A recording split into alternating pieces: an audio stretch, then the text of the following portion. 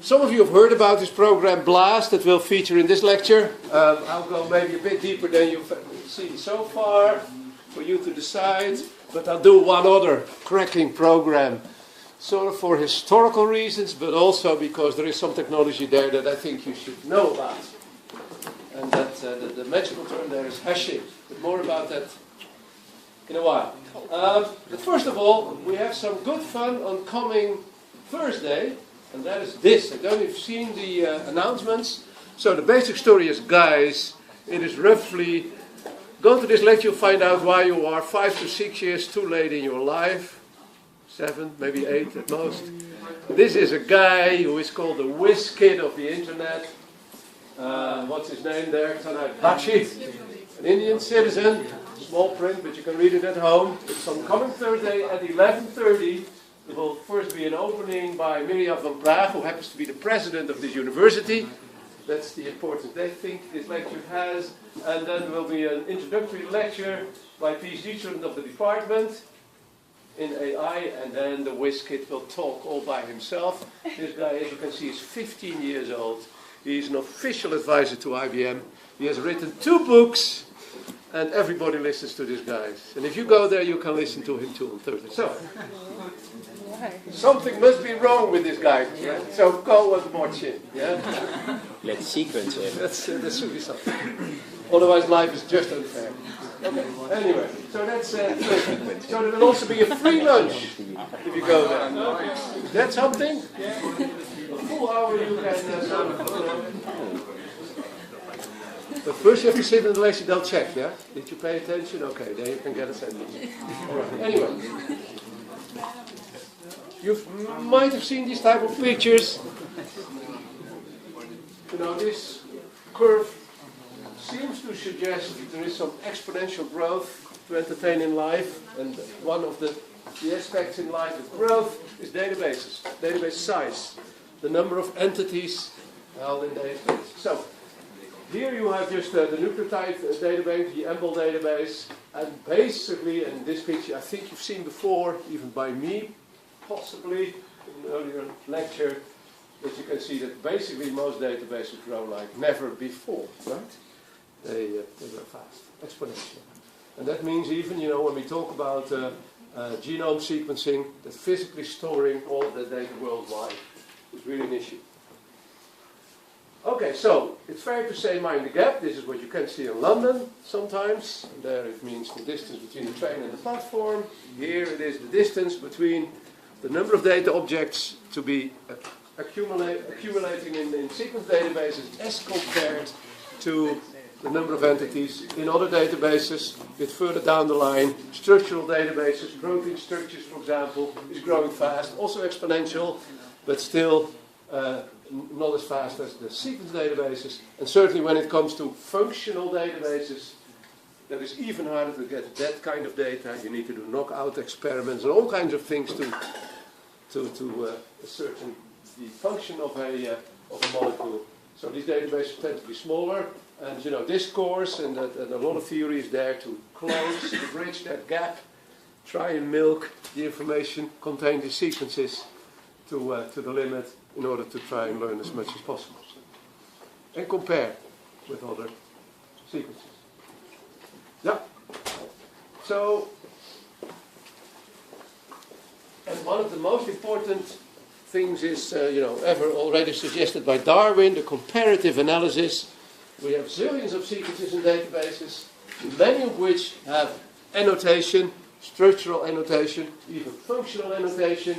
One sort of advantage in the protein business is that the name of an enzyme suggests its function immediately. It's almost like hashing, right? An amylase is something that burns amylin, yeah, and so on. And alcohol dehydrogenase, you need that stuff after a nice party, and so on and so forth. Yeah? So the name implies the function. That can be helpful when you're looking after running a program like BLAST. So basically we have a query. Maybe a new piece of sequence, short, protein is normally even smaller than 1,000 residues. DNA can be much longer. And then you want to compare that query sequence against a database which potentially holds very many sequences. And the program BLAST we'll talk about today The base sequence, the non-redundant database used by BLAST, contains at the moment nearly 7 million sequences. So for each run, you do just a comparison of one sequence against 7 million, which is quite a job at the time. And of course, the idea is to find related sequences. And that's, of course, quite a term. What does that mean? And you know already another word that fills in related a bit more, and that is homologous, right? But how can we ever find homology if we compare sequences? We only can find similarity by alignment. And homology is a biological concept, an evolutionary concept. Perhaps from the degree of similarity, we can get a feel of the likelihood of homology. And that's all we can do. More about that in the coming 2 lectures today and on Friday. So what we basically want, of course, we don't want to wait. We want a fast tool. Comparing against databases of 7, 8, 9, 10 million sequences is quite a job. Could take a lot of time. You have to be fast. And basically, you can, you can realize that if you run against a database with all kinds of sequence families in it, only a small subset of those sequences will have a biological relation. So basically, it's about throwing out the vast majority of all the sequences. And maybe that gives us a handle how we could do this fast. A lot of sequences will obviously not have a relationship, although this is a dangerous thing to say, because we know that some protein families, for example, the sequences can really be way different and still pertain to the same family. So you have to be careful if you say, this is not related. Very careful, in fact. Okay, so the idea is basically we do a 2-step rocket, BLAST, and all of the methodology do that. You do quickly sort of discard sequences, and then you tune in on what you've left, and you try to be a bit more precise at estimating the likelihood of a biological relationship. Okay, so we have had some heuristic. So there are heuristic methods nowadays, and I'll explain to you what a heuristic means. No guarantee for an exact answer. Hopefully, a good probability, and because you do that, you can normally do that much faster. So there is a historical program called FAST-A. That was the first one in the database sequence business, and BLAST came in 1990. Basically, FAST-A has for years been the better program. But because the troops, the BLAST crowd, they had the name that sounded very good and fast, and they talked about PSSM, remember, in all kinds of flashy terms, and they suggested they were much better. Didn't say it really, but so they will start. In 1997, when the program PsyBlast, ringing a bell to some of you at least, I think, came out, then indeed BLAST had an advantage. So basically, these programs sooner or later employ dynamic programming, but if you would do that just right from the start, well, we've also taught you that dynamic programming is the thing to do. It guarantees the best scoring alignment given the scoring system, and but it's way too slow really. Here you get some evidence to that why it could be slow, and this is a slide of a couple of generations or at least releases ago. I think we're at nearly 50 at the moment, I don't know, for SwissProt. So at that point in time it had nearly 30 million amino acids. So if you would find dynamic programming, say for a sequence of roughly 400 long, you need to sort of multiply those two numbers, and then you're at 10 to the power 10 before you know it. And if you want to run at least 1 million of those programs a day, and I think the BLAST program is really run many million times a day, so then if you want to do all of that on your own server, I really wish you good luck. There's no way of ever getting that. So we need to be faster. And so the idea is, okay, this could be done. Trivial parallelization, it's nice sort of if you do something in parallel. The analogy is, this manager that came and said, pregnancy in humans seemed to roughly take 9 months. Could we speed up this process a bit? And then some nice gentleman, I think it should be, said, if you take 9 women, you could maybe speed up by 9 times, right? We do it in parallel. And they have to explain, well, a pregnancy is an inherently sequential business. You can't do this. But in some processes you can. And in BLAST you can. If you run a query sequence against a database of 1 million sequences, you can do each of those runs. Basically, they're independent, so you could parallelize, right? Parallelize, right? Not paralyze. That's something else. But sometimes parallelization leads to parallelization, right? Anyway, so that's why, you know, although this is possible, in practice it's not done so much. You just wait until the new model of the computer comes out, and you're twice as fast anyway, so, you know, that's mostly. There's even a theory that says, and this is philosophy, if you have a problem you would like to run on a computer, it's always better to wait until the next model comes out, because by starting then you'll be finished sooner than when we would have started on the model today, right? Something sounds like procrastination till forever, but anyway, it's a thought, right? You could try your teacher, why didn't you do anything? I was just waiting for the next one. Okay, anyway. So as today on the list is Blast and Psyblast and also Fast Day. The time today otherwise it will be on Friday. I hope today actually. So that's what we will do. So, what is BLAST? It stands for Basic Local Alignment Search Tool. Okay, it's a reasonable name. Sometimes it's even more far-fetched what you get to a nice abbreviation, a nice acronym. It's a heuristic, as I told you, and here you've got it again. It's a rule of thumb at best. And you know, if you want to really find out about all there is about heuristics, you can read this book.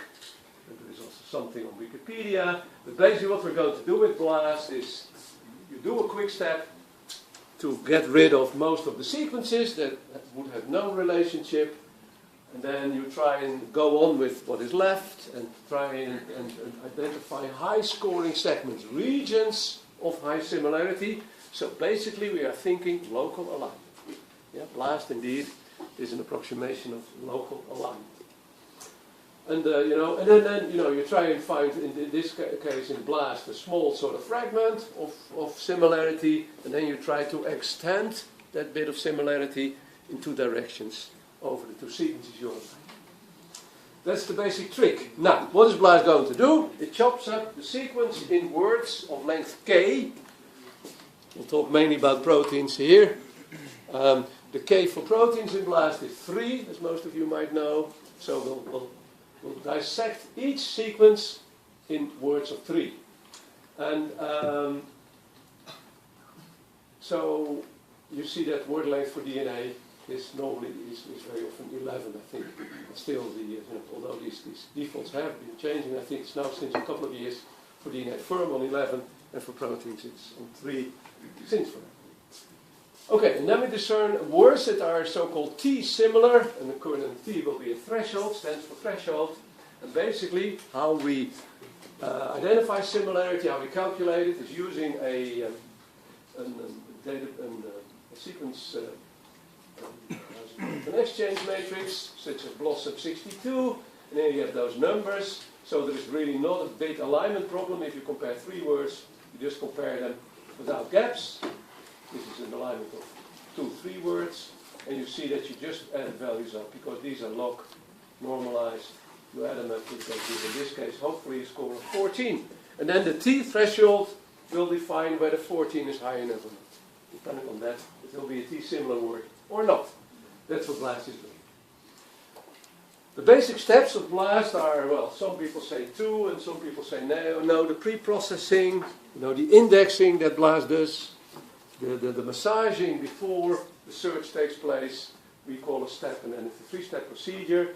So basically, it's pre-processing and then scanning all the sequences in the database, and per sort of hit you get, per scan, per comparison against the protein sequence in the database, you try and find regions of similarity, and then you try to extend those. And basically, the extension step in all of the versions of BLAST is the slow step. Okay, so here's how it works basically. Most of you know this already. So here's a query sequence, and we will hack it up in 3 words, the first 3, the second 3, the third 3, and so on and so forth. Basically, how many words have you got? If the word length is W, N, or L, minus, anyway. You divide it, you do it times the word -1, because in the end, you'll have, you'll stop at the end of the sequence. So, then you build a table, and then a question to you. How many possible 3 words are there in the universe? In the universe when we talk about proteins. How many amino acids are there? That's the first question. How many types? 20. So what kind, how much is that? Will the computer faint, or is that okay? How many? Can I hear the number, please? 20 to the power 3, yes. Can anybody dare to calculate that off the top of the head? Calculator? 8,000, okay, 8,000. Piece of cake. 20 times 20 times 20. That's the number of words you could make. The idea is that the 3 words are used by making a table of all of these words. Look which ones are case similar to that query word in the sequence, and then see and massage that and make it fast to find those kind of things. So that you quickly can say, okay, here we have a word in the query sequence. What is the word, in the query sequence, what is the current word in the database sequence I'm comparing against? Is that word T similar or not? Okay, so, and then here, for example, these words against RKP happen to be T similar. Mind you, if you set your T very, very high, what might happen? That even the identical word might not be T similar. If you put a score at 100, you know, that's not very clever. You know sort of the numbers in the Blossom table. I think the highest one is 12 or something. Check it. 17, I know for sure in PAM. I think Blossom 11 or 12. One of the two. Yeah, question. You say that would be stupid, but if you would increase the Kamer, would that be then possible? But you can always increase the camera. Yeah, The word size, yeah. Yeah. Now then, of course, it would be possible, and then 100 might be hit. Absolutely. Yes.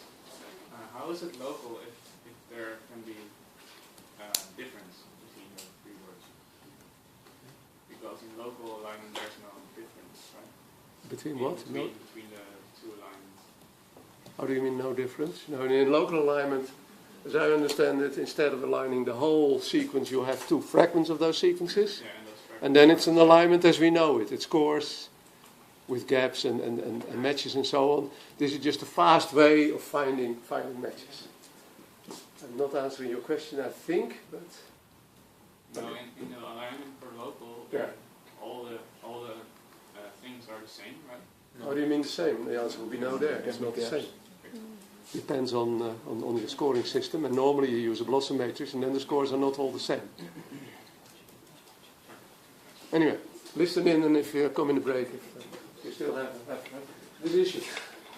Okay, so basically, how are we going to do this? So well, let's write it down. And the clever thing is that we built an index to do this. Let's see if I can clearly say that.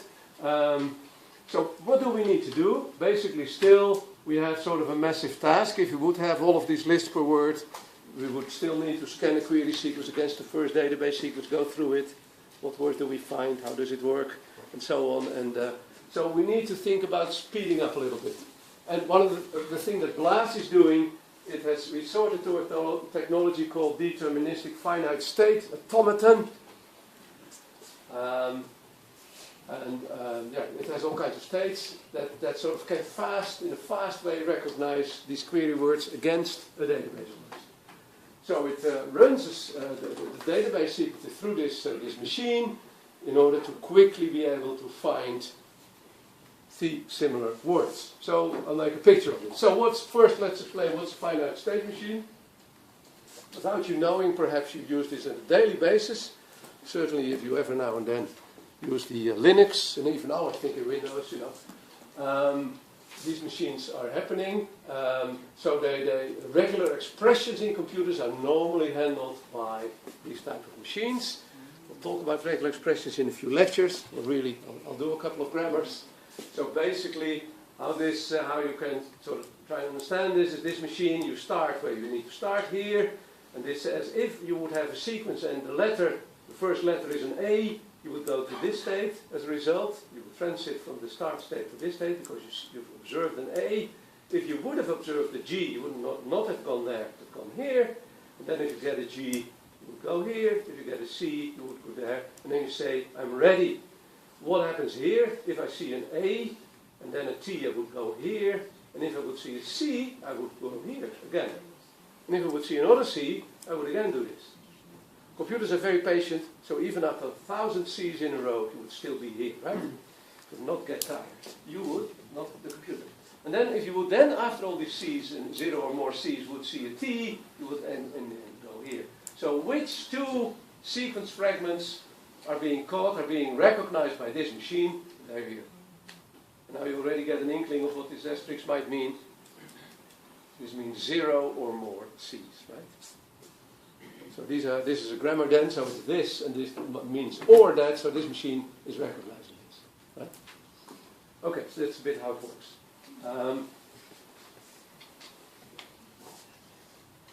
Okay, so what are we going to do? We are going to use these machines, and now, BLAST has, this is maybe a query sequence, so it scans, and then there is a database sequence, and this is a certain word in the database sequence, and BLAST scans for where we are at the query sequence. Is this word in the list of the query sequence at the moment we are there? And it checks that list. Potentially, the list could be 8,000 long, as we know. There are 8,000 potential T-similar words. Depending on your query, that list is quite a bit smaller per 3 words or longer, and it checks all of those. Okay? So, to make it clear, because I still see a few blurry faces. Let's see, is this the live view? No, sorry. This one. Yeah. And this one even better. You had a question? So is it like, is BLAST making a kind of matrix for every possible Kramer word? Let me try and make it a bit more. This room again. Salvation. Very good. Okay.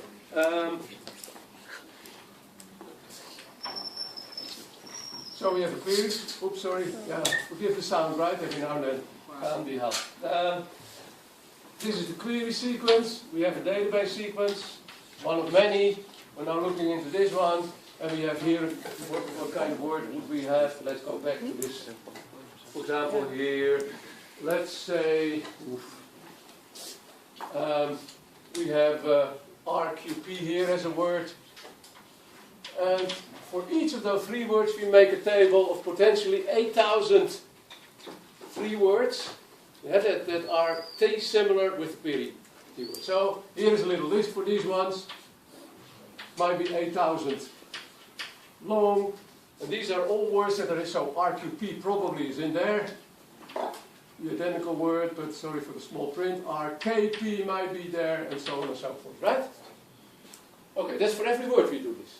That's the pre-processing. We make it. So for each word in the query sequence, each 3 words, we make such a list. And now if we compare, and we go, and we see a word in, so we're comparing the first word, so this word against a certain database word, we immediately can see, it's in the table or not.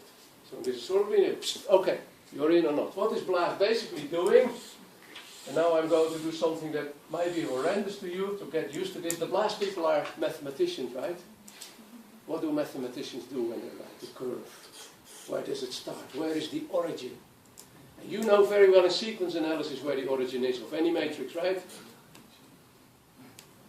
How do mathematicians do it?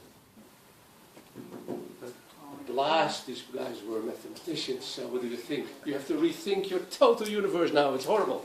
So now diagonals will go like this. I know it's horrendous, I hardly dare to write it down, but here you go. Right? This is how sequence, so the sequence is now run like this and like this. And you so far, were quite used to do it like this, right? Sorry for these 2 lectures, we'll do it the other way around. Can't be. These are the BLAST guys, we have to respect them. So anyway, we are, let's say this is the query sequence then, the x-axis, and here we have a database sequence. So we go to the first word in the query sequence. What would you normally have to do, basically, if you do the stupid comparison? You check a word, check all of those. You're going to calculate, as you should, through the whole matrix, 2-dimensional, for that score. Now you just go, you do this, you go through the query sequence, you have all of these indexed, and you know immediately, when this word is there, that is here and there and there in the query sequence, in the list. So I put a little asterisk there on those 3 points, and you go to the next word. And in the end, what will you have? You will have, all of these diagonals, where if you compare a word, query word against the database, you found that that word was similar enough, right?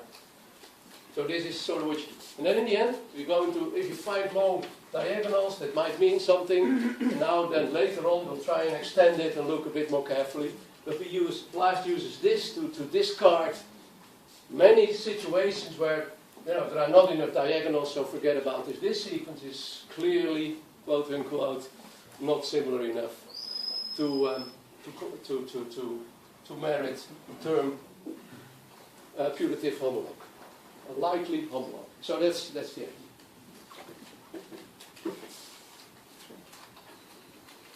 Okay, so what did I do? So this is what's happening, and how does BLAST do it? So there is one little thing. This figure I showed you here. This is called the mode paradigm. When do you accept in this machine? When you are in a certain state. You see this double-lined state here. That's the state that makes you happy. I'm done. I found something. Because if you find a three-word, if you use any other sort of sequence fragment, then AC'T or GGC, it will never reach the end state. So you would not say, okay, I can stop, I found. That's the idea, how it's implemented in a computer to find these specific motifs, if you like, the three words in this case. So that's the more paradigm, but in a melee paradigm, it's basically roughly the same. Is there a picture? Yeah, we do it here, where the accept is not on getting in a certain predefined state, but getting through being in a certain predefined transition. So you like a transition. If you go through there, then you're done. It's just roughly the same thing, but it works out to be different. So we'll do this. And there is an example just to make things small. We talk all the time about three words, but this example is for 2 words. This doesn't happen in practice in most of BLAST runs, but you could do 2 words. So the claim here is this is a machine that is able to recognize the 2-word QL, QM, or ZL in a very fast way. How does it work? Can you see where would QL go? You start, you have to be fair. So where would you go? If you observe a Q, do you see it? You go up, right, to that state. What happens if you observe an L afterwards? You're here, and that's a red transition. And Mr. Mealy told you then I'm happy. Yeah, then you will be happy. So that means, that you're seeing it. And the same, of course, holds for observing after the Q and M. That's also here. So this business here is for the 2 words QL and QM to recognize it. Yeah, so you're done. If you want to find the word ZL, this one, then you would go here first, and then if you would have an L, you would be happy. Yeah? And any other thing, you would go back to the start to try again. You didn't find it, you're not happy, so you try and find the rest of the 8,000 possibilities for that. Okay, so that's how that works, and this is all indexed, so this goes very, very fast. It's just a trick by the BLAST guys to make that stuff very fast. Okay, so what is this? This is all in words what I just told you. So you scan and you can now fill very rapidly, as I sort of tried to show you using this drawing here, that you're in less than linear time. In linear time you can find all the hits in a database sequence. Okay, now the extension. Let's first talk in 1990. BLAST was the best program, but they had a strange story, because they all of this. By the way, if you find a diagonal, it's a bit dark, but maybe you can still see it. What kind of alignment is a diagonal? Should it be an identical alignment? Can there be different letters in each of the sequences? Mismatches can be. Yeah. What cannot be in there, which you know very well? Gaps, absolutely. All these alignments would be gapless, because to get a gap you have to go to the right or up, right? That was the story, and we hold on to that story. So that means that everything the BLAST guys did was about gapless alignments. So how great is that biologically? You can only make gapless alignment. What does that mean in terms of biological similarity? What would you expect? Where in evolution are you? Very distant evolution or really closer evolution? Now, if you want a cracking good sequence search program to find out new functionality, where would you like to be able to search? Very nearby? You would like to go distant. So BLAST couldn't do it. So they needed a good story to still sell that product. So what did they say? You know what? And you know all of this, right? So How do you align? You have a very well established theory to get the exchange probabilities, right? PAM, empirical models, Blossom, you name it. You can even invent more. Mathematicians happy. But so far this gapless alignment. How do we score the gaps? How do we know what the gap score should be? Well, practice this is, well, if you have 11 and 1, you know, if you use, if you have a Blossom 62 matrix and you use a fine penalty, experience, biologists running a lot of alignments tell you, well, 11 and 1 is good as a gap penalty. There is no mathematics, because all the mathematics still are, you know, are derived from gapless alignments. So they say, okay, you know, because it's a problem, you know, how to parameterize gap penalties. So, you know, it's only an advantage that we have gapless alignments, right? So try and understand that. It's a dirty trick too. So this is marketing rather than science. But anyway, that's what they did, and they were successful at, you know, implanting these stories in the brain of many scientists. And yeah. So when I was young and a bit bold, I once had a seminar in England, and I was just starting all this multiple alignment, and I thought, oh, I had reason, I felt, to criticize BLAST. Okay, not knowing that in the meantime, you know, all of these people in the room that run BLAST jobs for whatever, you know, hundreds of hours. And then if you use something very much, what do you want to, the quality of that program to be? Do you want to say, I ran a useless program? No, of course not. You say, you know, all these hours I spent, it was cracking good. And then there is a guy up there telling you that BLAST affected this problem and that problem. What's your reaction? You get furious. So that's what I found. Hostility, tomato soup. I thought it was a good reason, but no, it doesn't work like that. So, you know, just telling you to avoid tomatoes every now and then. You know, if you criticize, you know what you criticize, right? And anyway, let's go in that bit of history then. So there are two. In 1997, the most widely cited paper, I showed you that paper, the BLAST paper, is the PSI-BLAST paper. But in that paper also they changed something. Didn't talk too much about it. In fact, there they made BLAST for the first time in history better than this program FAST-8 that was still around. But they didn't want to sort of say we made it better. And in fact, earlier on we were not as good. They played it down. Don't talk too much, otherwise we have to give in something we don't like to see. Anyway, so here is the idea of what might happen. So you are somewhere in the query sequence at a certain moment in the search table, the search matrix, and you compare the word RKP to RRP. The score is positive, as you can say. So let's say this is again a 14 example probably. And so let's say that the threshold was at 10 or something. This is considered a hit.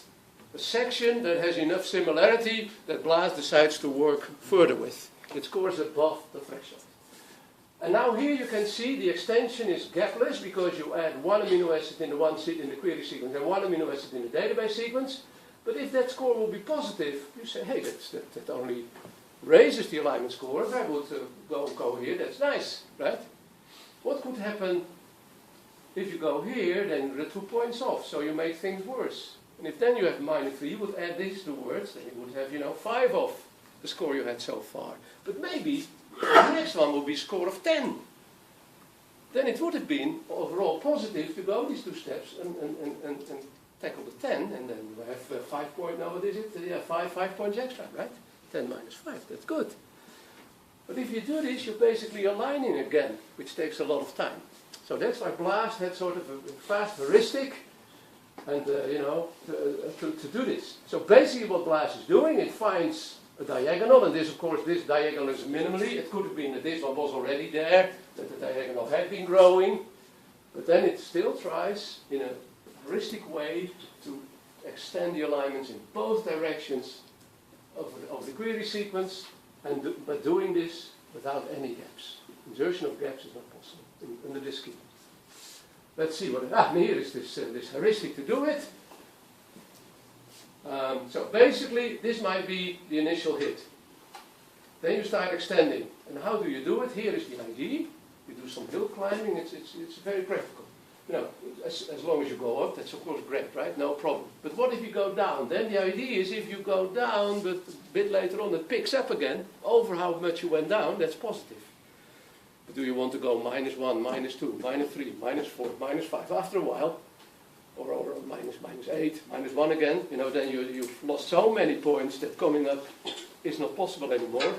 So basically what the reasoning class does is if you go up, no problem, but if you fall down, we allow falling down for a predefined value called epsilon here. And as long as you stay within that limit and it picks on again, you're happy. Like here, go down, oops, but you don't go all the way here, so it picks on again, so you're happy, you go all the way here, beautiful. Then you could fall down from this point here, it doesn't happen, you go up again, fantastic. And then you go further on, you extend, and now you have the point that you say, now it's too bad, I fall down more than epsilon, so I stop here. Which score do I take if I'm here? Probably the best score.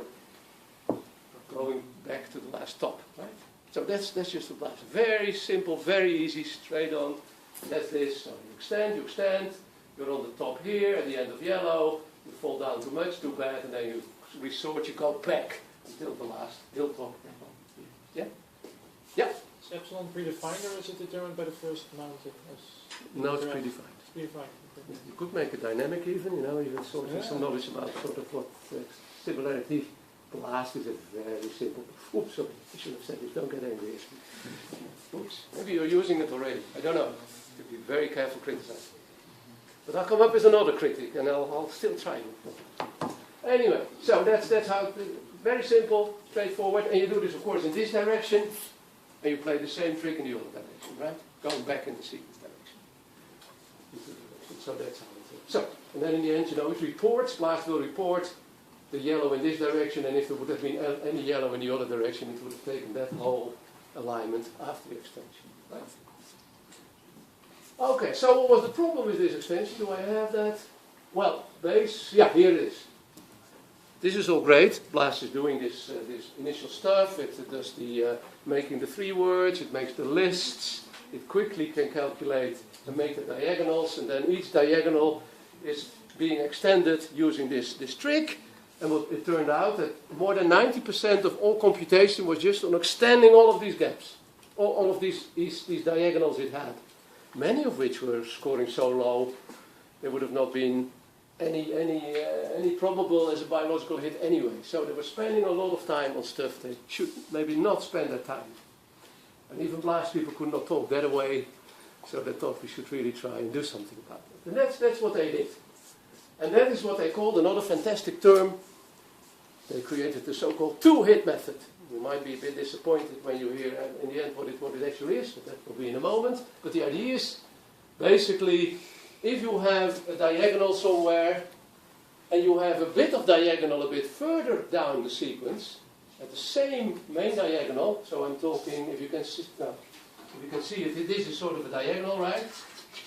It's not the main diagonal, but the diagonal. Here you have a bit, and then you might have a bit here, and then Blast thinks if this is close enough, maybe this is a way to extend the alignment. That's a trick, but I'll talk you through it in more detail. And let's do it. So here, this is here you see, and that's why I put it in. It's already faded. It's an old picture, but this is out of the very widely cited Blast paper. It came out in 1997, before the millennium even. And here you see a bit what happens. This is one diagonal, and here is basically another one. And if these diagonals are close enough, then Blast says, okay, all of these things, are, if they don't score very high on their own, we don't look into them anymore. We demand that there are at least 2 of those diagonals near enough in proximity of one another. Then we'll go look in these, and if these are not there, then we say, okay, this database sequence against this query is not scoring any high, we discard it. Yeah? So far, we're still doing the first step of the rocket, the very fast step. Trying to get rid of most of the stuff. Okay, so basically what Blast is doing, they trigger such, they start looking, and they do this in the end by using dynamic programming, but I shouldn't say that because that's, getting the curtain up in a moment. The 2-hit method must have a sufficiently high score, and basically they say that the distance between 2 diagonals should be about 40. And that is sort of a number that changed, but now it's more or less 40. Meaning, classic picture, if you have two diagonals, then this spacing here should be 40. Yeah? And then this is sort of viewed as this is potentially one region of similarity. Sorry, the what? I know a magic button. How's that? Okay, so here's 40. I should write it with it. 40. 40 what? 40 amino acids in both sequences, because it's all gapless we talk about, right? 40 amino acids in the query, 40 amino acids in the database sequence. Yeah? If it's less than that, or 40 or less, then you say, okay, I'll view this diagonal as something that belongs to that. And we try to, so that they convert that into one alignment, one local alignment. That lasts good. Okay, so. And then what they do is they try and find the best sort of point to start. They find one hit, one amino acid in the query sequence against one amino acid in the database sequence to start the second step from. And they do this by sliding a window of 11 amino acids over this diagonal. And they take, what is the middle position? The sixth position, right? 1, 2, 3, 4, 5, middle. 5 more, then you're at 11. Why do you take very often an odd number for window length? Because you have a defined midpoint. That's what they do here as well. What do? They just basically add the 11 blossom scores they get. They shift and they say, okay, the best one I get is the center of it. It might be in one of the gaps, but it's not impossible that it even lands in the spacing. But that is your point. And now we go to the next classical picture from this famous paper, where again the sequence run up like this. So here this is called the seed. So this was the hit, was extend, and the two hit method said, okay, this is a good area here, and here is this midpoint. Now you will recognize perhaps this technology. What they're going to do then is dynamic programming, local dynamic programming. But they do not do it normally. You remember in the old days you would start here and calculate in this direction. But these guys now do it in the classical direction, that is now like in this direction as you would do it, but it's also do it against the stream of the sequence. It's also going back from this word. Doesn't matter, you could just reverse both sequences and then do your program. You would do that the same way. So BLAST, what are they trying to do here? They're trying to extend by local alignment. You get all these scores if you go, so this is the way you would like to see it, the normal way in the direction of the two sequences. So you would calculate, you would start here with a score, you would put in gaps or mismatches and matches, whatever scoring system you use, and basically you calculate this. But what BLAST doesn't want to do is it wants to calculate all these cells. When you get low scores, you would like to stop, so they do a cheap sort of stopping criterion. And do you recognize this one? It's the exact same thing as I explained to you before. So what is happening? You do your filling in of the matrix, remember? Max out of 3 possibilities. Well, for local 4, the fourth being 0, you do that, and you might get higher scores or lower scores. And if you get a higher score, that's all fine. If you get a lower score, you go on until you would fall down more than epsilon, and then you go back to the latest peak. And that is why what they actually calculate, according to this stopping criterion, might be sort of, this sort of rugged surface. This is the space they calculate. And apparently here, they probably reach the end of the sequences if it's like that. So that's what they do. And now they've done, using this seed, where was the seed derived from? From the very quick step, all these diagonals, all this quick filling in, and then the two-hit method. And then they say somewhere in that we find the seed, but now they're going to invest time. But only for those sequences that made it in the two-hit test. If they score high enough, that region, then they do this. And the stopping criterion is just, as I explained to you before, for the old-fashioned extension, right? So why is this program much faster? Because just as this picture, this doesn't happen so many times. 2 diagonals in a row, say, doesn't happen all of the time. So you're able to discard, all of this, not 2-hit, scoring too low. Here is then a 2-hit. But the vast majority of sequences would not make this score, would not make it. So this is sort of a filter that works well, and if you succeed in applying this filter, then normally, biologically, it seems to be better. So this was an example of a program that was made faster and better, more sensitive. And normally, everybody explains to you, if you want to become more sensitive, normally your program is becoming more complicated and it takes more time. This is an example where BLAST became faster and better. So they liked it and they bragged a bit about it and so on. Is this good? Okay, so here is that bit of history. So before, yes, and that's another thing, by the way. This t value, right, for these beginning diagonals. If you put this value very high, meaning the starting 3 words, not very many words will make it in the database sequence. What is going to happen with your list of sequences that are supposed to be homologous, you think? Well, if you have fewer words in the list, it means here.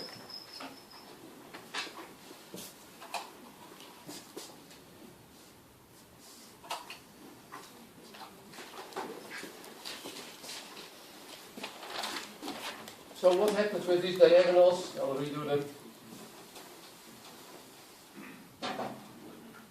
So there's a diagonal. So if you put the threshold high, what happens to the number of diagonals? Give me a guess. Become more diagonals or less diagonals? Less. So what happened with all of these extensions in the old days? You have fewer of that. But what will the biologist say to you if you do this? You say, okay, now we know, maybe we get 1 or so and probably not even. You of course will discard many more sequences. What is the most sensitive BLAST program that has 2 steps? A step to quickly discard sequences, and then a step to really scrutinize what you have and use a better procedure to find what alignment is there. Well, I would say, you know what, don't do this quick step. You know, look very carefully in each possibility, in each pair, query database pair. But then the computer scientist will say, well, this takes forever. You won't like that, right? So there is always this cutoff. But the T, so in the old days, now what they can do is, so a high T, a low T threshold, becoming permissive, would lead to huge work in extending all of those diagonals you get. And that situation is a lot better in the 2-hit method, because then it's not only get a diagonal, but get diagonals that come after another on the same diagonal. Right? Now we're at it. Let's try. So they became really mad in London, you know, all those years ago when I gave a seminar, when I started telling them about this. Who are you to say that? Anyway. And that was that. What are we going to do? Suppose you have a fantastic diagonal here, this diagonal, and there is another diagonal, and there's just one off, and there is a fantastic diagonal here. Fantastic in the sense it just doesn't score high enough on its own, and this one, so you know, if you would not, but you say, oh, look, if this was something like this, you know, we would have seen it. A great biological related sequence, you know. But you know, this 1 point, what would this mean if there's one off in the diagonal? What should you build in to get this one after that one? A single gap. Wow. It never happens, right? So, BLAST can't do it. So I said, you know, basically what BLAST should do, that was my suggestion then, you know, just have a threshold and say 3 gaps okay. It means, you know, you check one's not 2 hit after another, but you know, maybe that one would also be okay. Anyway. But then people say, well, you know, you could say, you know this from dynamic programming, if this is a really good hit here, you know, maybe there are these shadows here, remember shadows? So there will be some score here, so it might be okay, but you know, your sensitivity is really less good. So anyway, that was my criticism, and they started throwing those tomatoes and I think apples. And then after that lecture, I spent a lot of energy, as you can imagine, by, you know, getting everything. So I was very hungry because I had to go into the center and I hadn't time to have lunch, so I was gone at 3 o'clock, felt miserable, and I was very hungry. So I asked these guys, is there a lunchroom here? It was the ICRF, the Cancer Institute in London, right? And and then they told me this story. I would like to convey that to you, the current situation of one of the European nations. This is London. But they told me, sorry, how do you mean? You should have a canteen here, you know, hundreds of people work. Yeah, we have a canteen, but yeah, what? You can't use the canteen right now. Why is that? Well, it has been locked. closed. Why? The sister of the Queen, Princess Anne, had visited the institution. Now, there is a simple rule connected to royals visiting your place. A toilet should at all times be 15 yards close to where that person is. Right? Logic. Small. Royal bladders are small. Royal muscles are not as developed. I don't know what the reason is, but yes, good point. He's a biologist. Anyway, that was the rule. And then she was there on the ground floor where the canteen was, and then we need to build a toilet in the canteen now. And then hygiene rules take over. The toilet in the kitchen is also not allowed in a Dutch restaurant, I can tell you, for a good reason. Also there, so that was no food could be made, and the plan was to dismantle this toilet in 2 months or something, and there you go, right? No lunch even, so that's why I still remember that seminar, you see? 2 reasons. Tomatoes that I didn't eat, and lunch I couldn't eat. Anyway,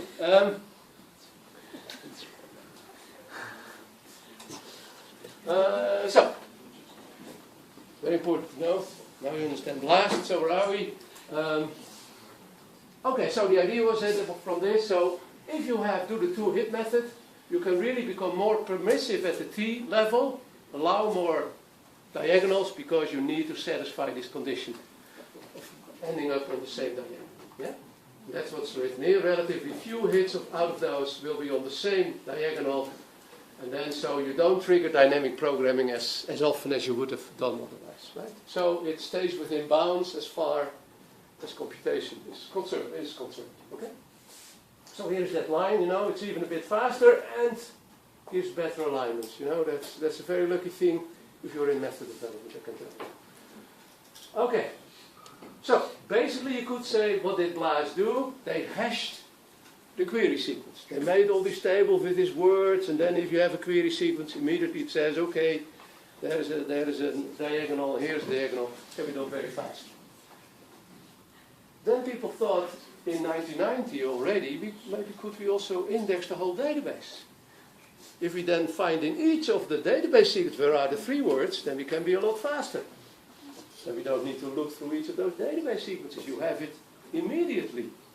But that was very expensive memory-wise. They couldn't do it. But then computers grew fast enough, and memory more memory became available.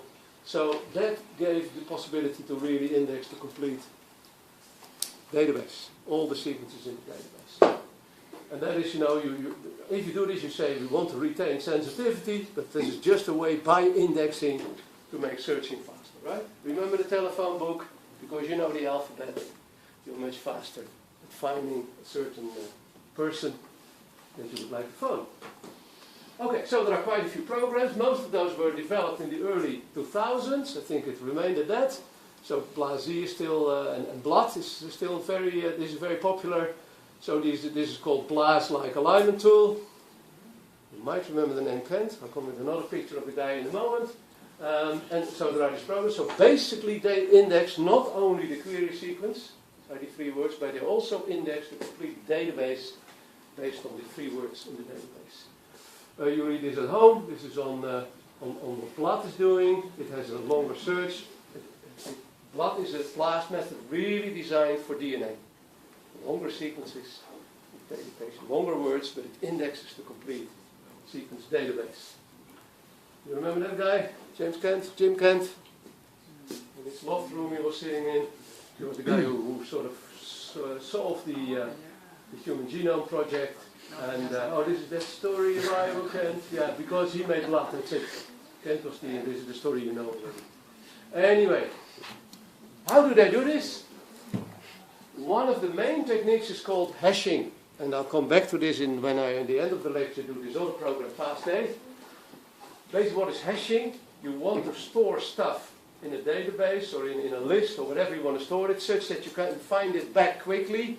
An unordered telephone book is a vehicle you could use to find a telephone number, but you have to look through many instances. We have the alphabet, so you have an implicit ordering that you can use. But hashing is even faster.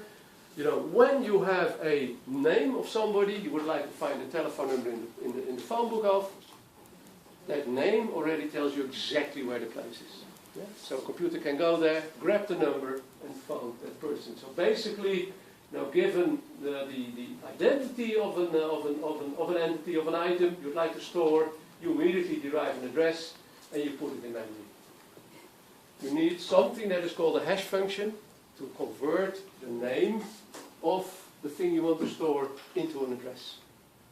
And here you see already something that is required to do. You would not like this hash function all the time say, give the same address as a result.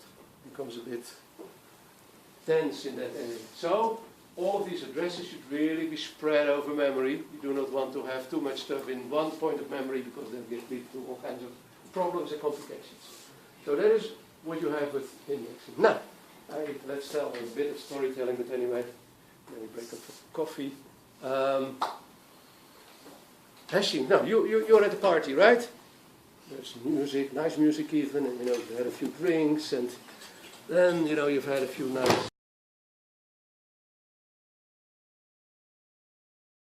Beautiful. Okay. Well, the screen sees this one. So this is hashing, right? So the old phone used it. This is back in the days. Now, to press on this point, of course, here is an easy way of converting any word to an address. How could you do this? Take the cardinality of a letter, the alphabet. A gets number 1, Z gets number 26, and everything in between. And what you just do is, if you have hello, you convert it to these cardinal numbers. So H apparently is number 8 in the alphabet, and so on. So you add them up and get an address to store the word, the information you want to know for the word hello. So say this is a family name, and in position 52 in memory you store the telephone number. So you can phone Mr. Hello or Mrs. Hello.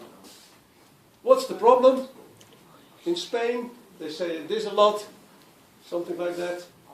And this would get to the same address, right? So what would this mean? That maybe many different words would try and get the information in the same memory location. So this is an example of a not so clever hash function. So I'll come up later at the end of the lecture with something that is maybe a bit cleverer. But so, you can have clever hash functions, and basically a hash function given the input data should nicely spread that data over memory with a function that, that's optimal to do that. Okay, and of course the function itself should not take minutes to calculate with all kinds of prime numbers and mathematics. It should be fast as well, because that's the whole idea, right? Not having to wait for 4 weeks and cry when your salary is being discussed. So always the question is, how good is this hash function? Okay, so basically this is what all these methods do that use an indexed database, sequence database, so that when this is one of the very many sequences in the database, that the word RKP, immediately the address in that sequence. Meaning if you have a query sequence, and you look, and if that RKP word is in a T-similar list, you immediately know there in the database sequence is it. Yeah, so you would have you see that that these words are to be found in these database sequences. So this makes it very fast. That means you pre-process the sequence, and then you don't need to go through all of those sequences anymore. That is done. And this might take a long time, but the advantage of these things of pre-processing, you typically do it once. When would you have to start redoing the indexing, you think, when you index the database? What is a moment where you think, shit. On the one hand, it's good that it happens. On the other hand, I have work to do. When you have an update of the database, when more sequences come in, it makes your tool potentially more sensitive, more data, that you have to read. Okay. And it could take an hour or more. You need a big computer for large databases. But okay, that can be done, right? So basically, and that's what I already told you, can only be pre-processed only once, and you get a constant time now, not, linear with the number of sequences that we still have in BLAST, with only the sequence, the query sequence hashed.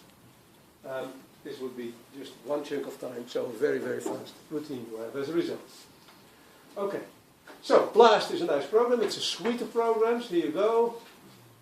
If you want to align a protein against a protein database, you've done that most of you have done that in an earlier course, but you could even, align a protein sequence against the DNA database. What would you need to do there, you think? I'll tell you, translate each of those DNA sequences into protein code to do it? Or should we translate the protein sequences back to a DNA sequence? How would that work, you think? Have you ever thought about that? How many possible DNA sequences are there for a protein sequence? 3 at least. Well, I fully agree with the at least. Absolutely. That's the correct answer. Okay, codons. How many codons are there? 64. Just, some off the record. Well, it's on the record, but anyway. Reasoning, right? Tryptophan had only 1 codon. What are the champions? Leucine, I think. They have 6 codons.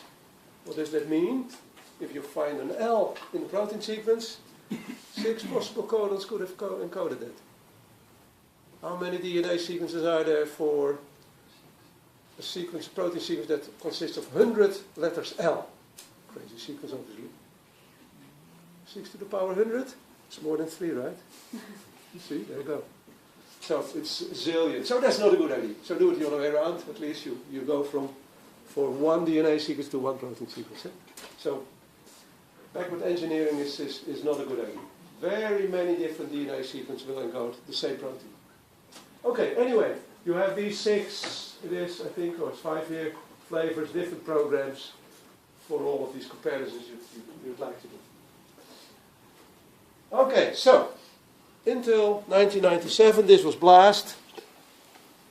And BLAST was until 1997 was the BLAST with the extension for each of the words.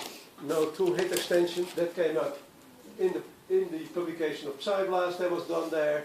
And since that time, 1997, the wildly cited paper, we have really a better sort of BLAST, better than the program I'll talk to you about at the end of this lecture. So what is the innovation built in BLAST with PsyBlast?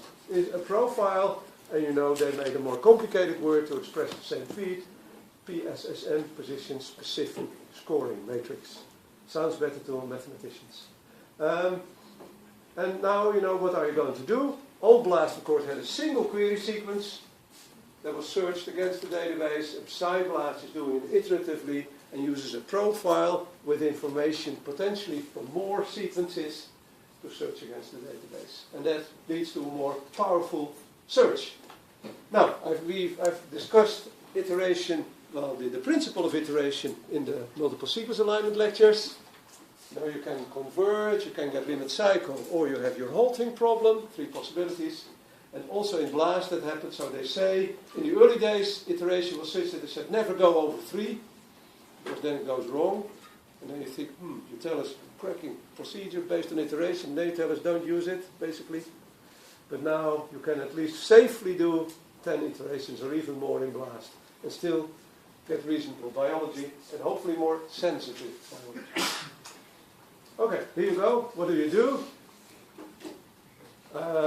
So these are, I'll talk you through. So BLAST is doing 1 test initially with the query sequence before it's going to do PsyBlast, and that is checking for low complexity. I think it will be a slide later, so I'll skip over it, and otherwise I'll do it on the blackboard.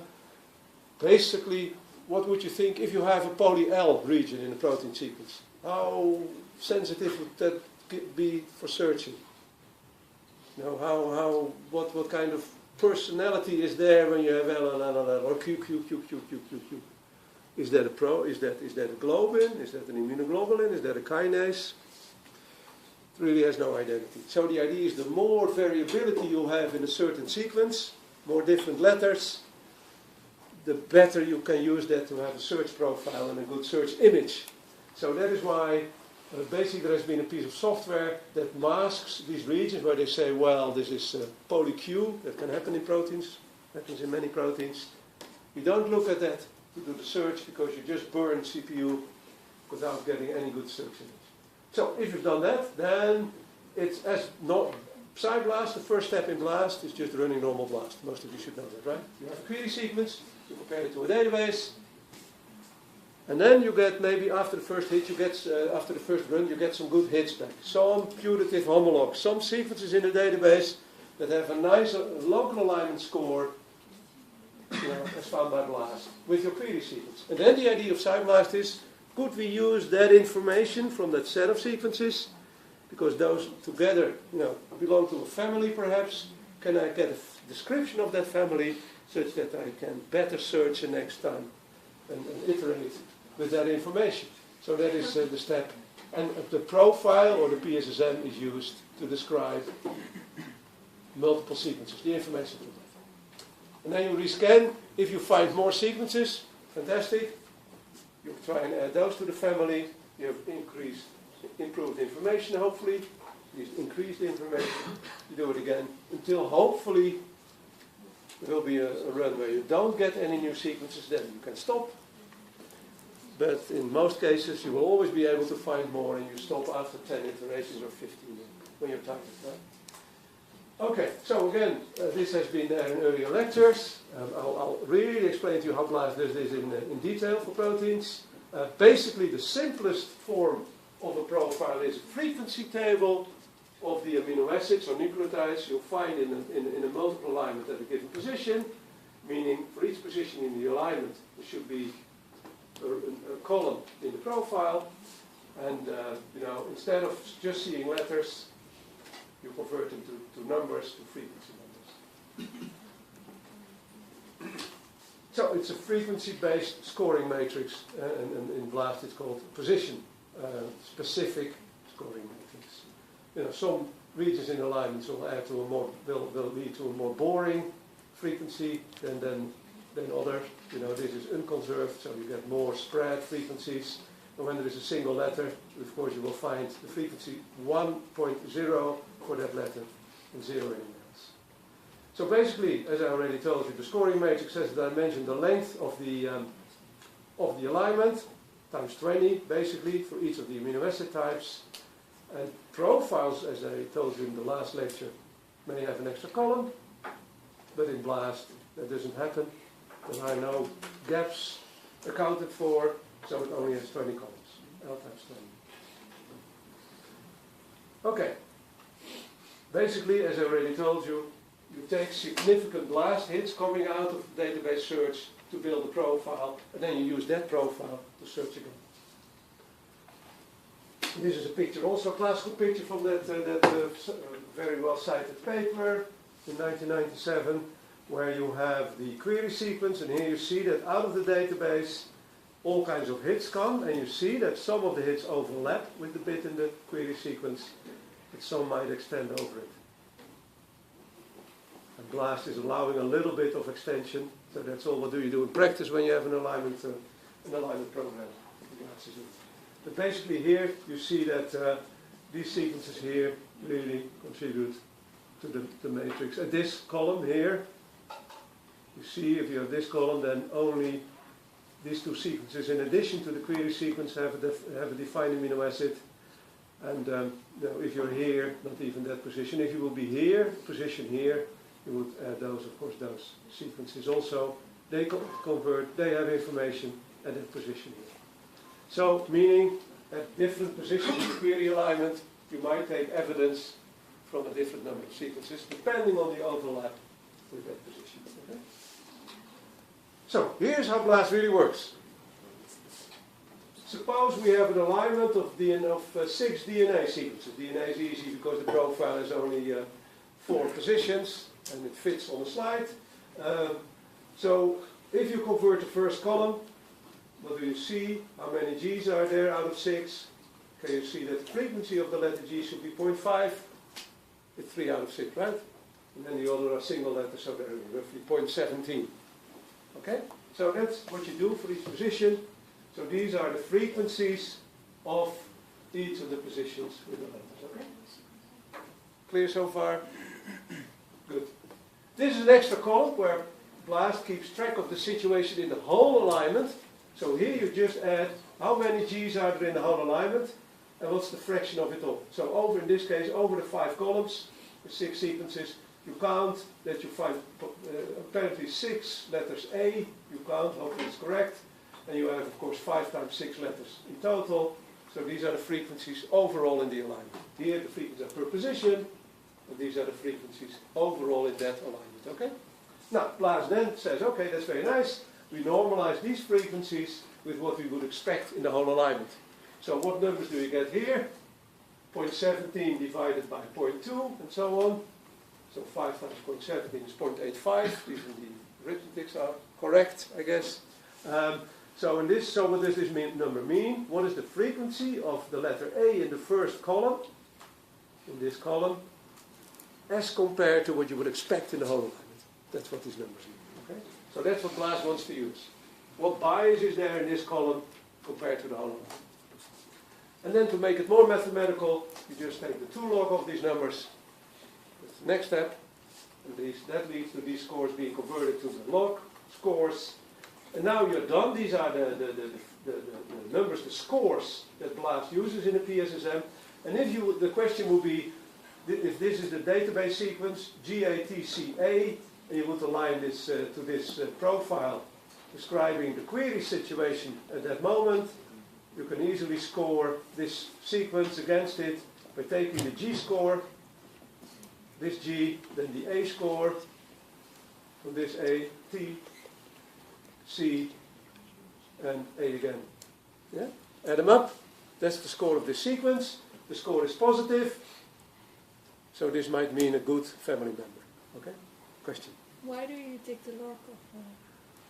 You always take the log. One of the, in Blossom, you can add them up, otherwise you have to multiply. But it's not so important because, the weighing will be the same. We've done this for alignment so far. Remember? Computers are not so good at multiplying compared to adding up. You have this underflow problem. You scale around 0 now, positive being positive and negative being negative, otherwise you scale around 1, and so on. It has enough advantages to people and to computer usage that people do not. Yeah? But there is, could you do without? Yes, you could. A bit more cumbersome, but you could, absolutely.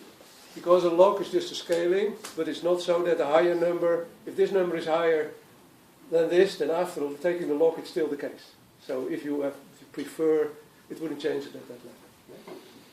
Okay, now we're going to do something, because a lot of discussion. This is an important point, just because it happens a lot.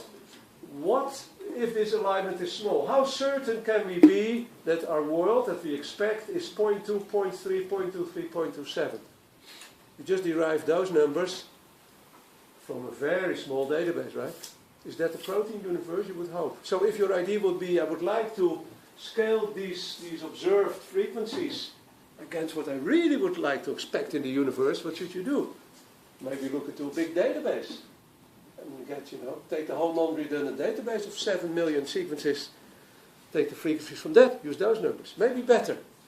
So that has been an issue that people may vary. And so one of the solutions is pseudo-counts. This number here, this is the beauty of mathematics. Do you see this? All of this stuff we do here, taking the frequency, normalizing it with the overall frequency, taking the log, it's just doing it. Right? It's the same thing. This is the frequency at that column, frequency of the amino acid given you're in column J, the first column, the second column, and this is the same probability overall. Yeah? When you log it, there you go, fill the matrix.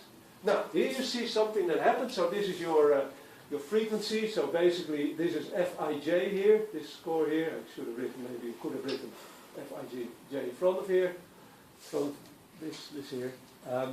So now you see you're going to weigh in. So what's the idea? If you have just very few sequences in the beginning, you use that as your standard of truth. You might have all kinds of wild biases. If you take statistics from a small sample, that leads to all kinds of biases. So I would like to lead to a bigger sample. The idea here is that if this alignment would grow to maybe 1,000 sequences or something, then you can say, look, now I've got a statistical basis that's large enough. Now I trust this column when it comes from that many sequences. So the idea is here with pseudo-counting, if you're not sure, if your initial number, your data set is small, you look in a more universal situation, in another database, in a larger database if they're there, and weigh those numbers in, okay? And basically this might be just the alignment, as you know, and this might be, as I said, say the non-redundant database. And if you do this, you weigh it in, but you do not change the score because you normalize with alpha and beta. Here you have a thought experiment. Suppose you take a value of beta as 1, and alpha is the number of sequences. What is the weight between the two? How do you weigh the frequency you derive from your alignment with the frequency you would derive from a database if you have one sequence in your alignment? Now, then beta is 1, right? And alpha is 1 sequence. It's the numbers of sequences. So they're both equally used, 50-50. What if you have 10 sequences? This one stays 1, it's just fixed. Alpha goes to 10, so meaning you weigh in your set of sequences. You trust it now more because you have 10 sequences rather than 1. And you see that if you use this weight, then relying on the general system becomes less. You trust your own situation more. And there is reason to do so because you've got more data. So that's the idea behind pseudo counts, it's called. Yeah? And we'll get back on this in the hidden Markov situation.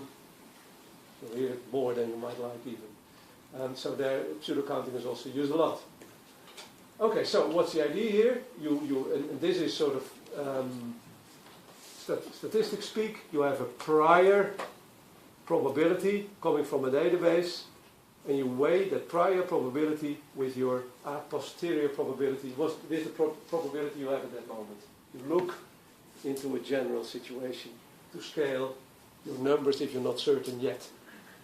What's the drawback if you do this? Well, initially, if you look at the general situation, if you don't trust your own data, you only rely on the general situation and you won't be able to find a lot of patterns because you average everything out, basically.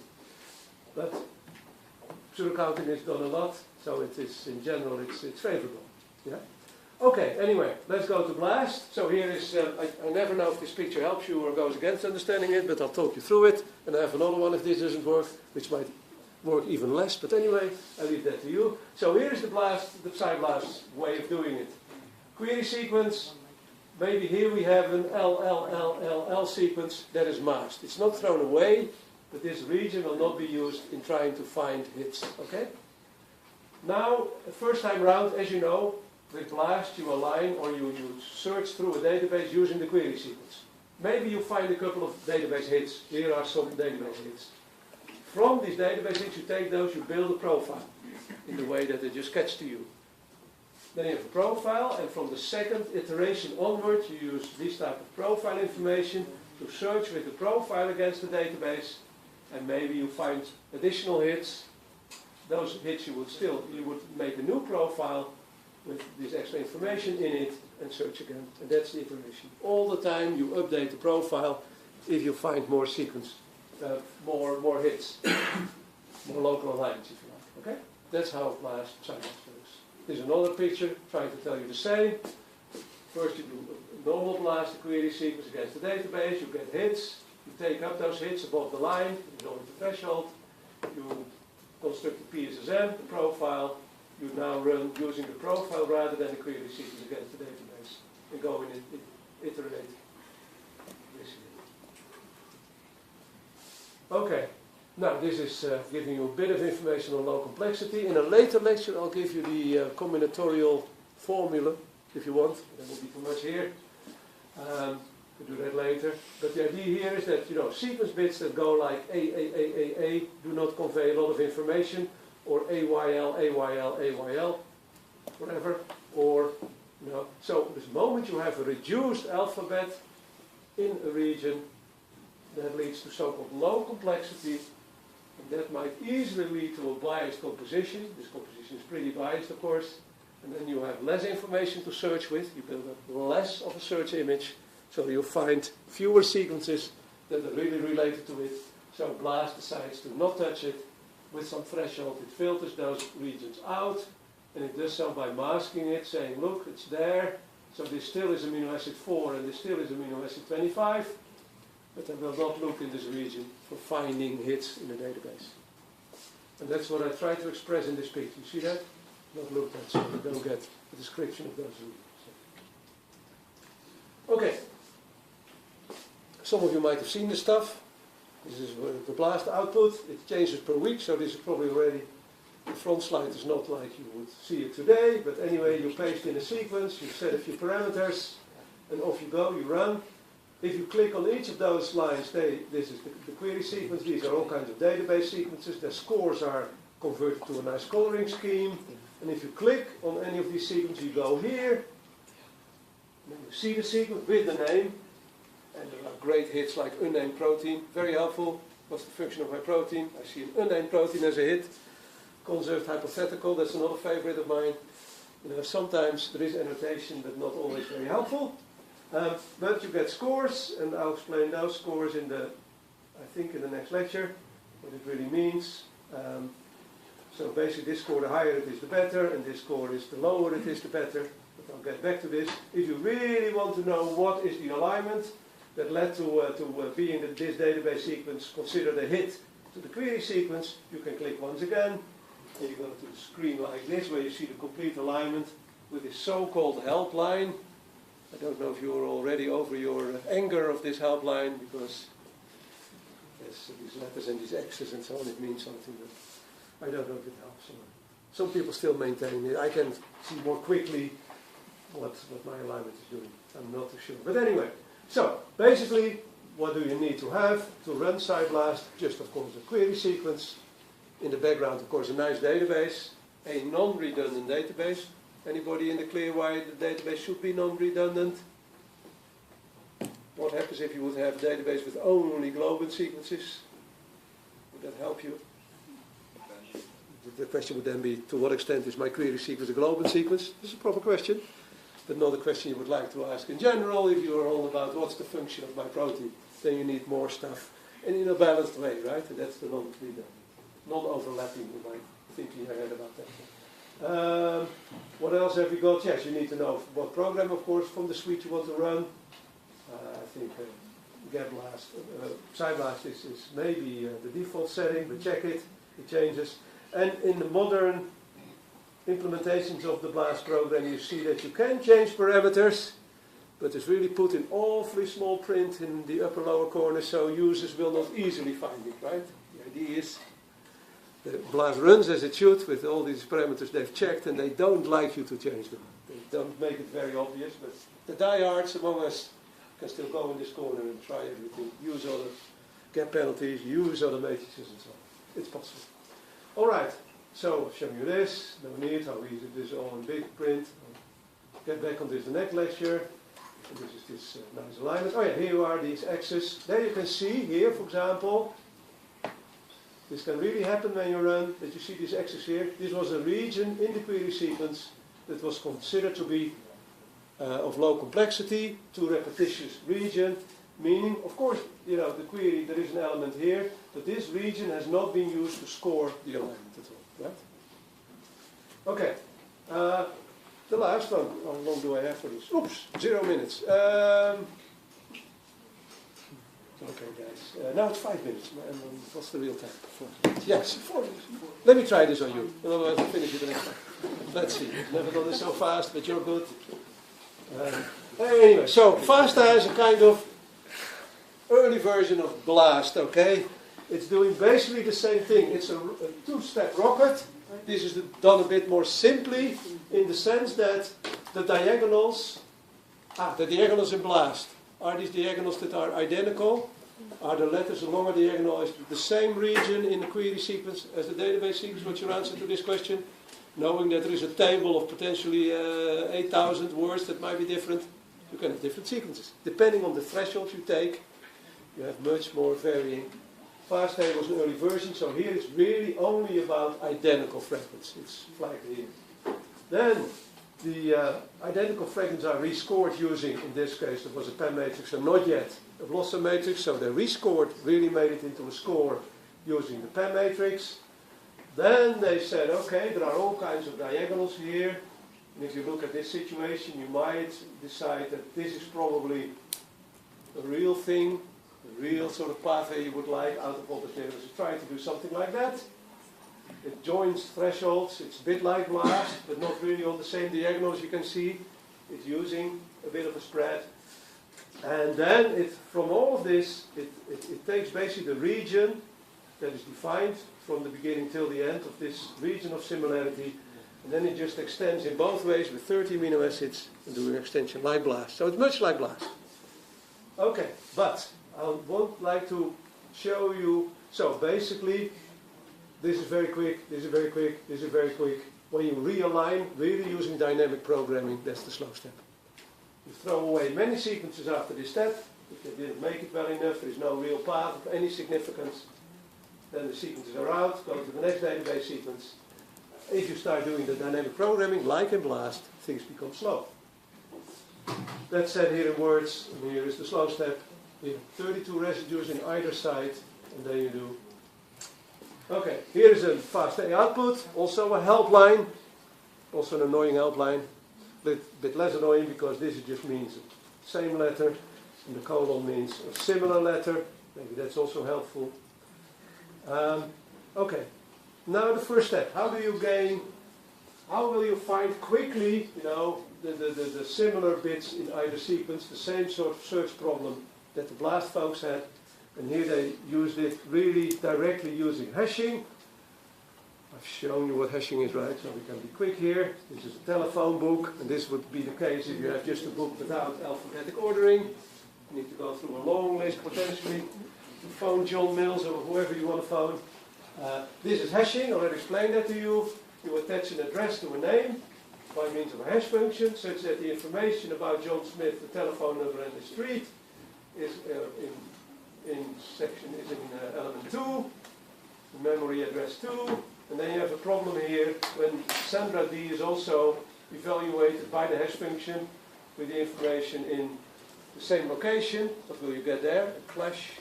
What do you need to do? You have to build a list there with the information of these people behind one another, and you have to start searching for them. So that should be avoided. Okay, so here you go. You have the name Jones, you use a hash function, and you store the London telephone number that is in this location. And this happens if you get these clashes, then there could be a Jones here, but maybe another name as well. So that is what you should have done.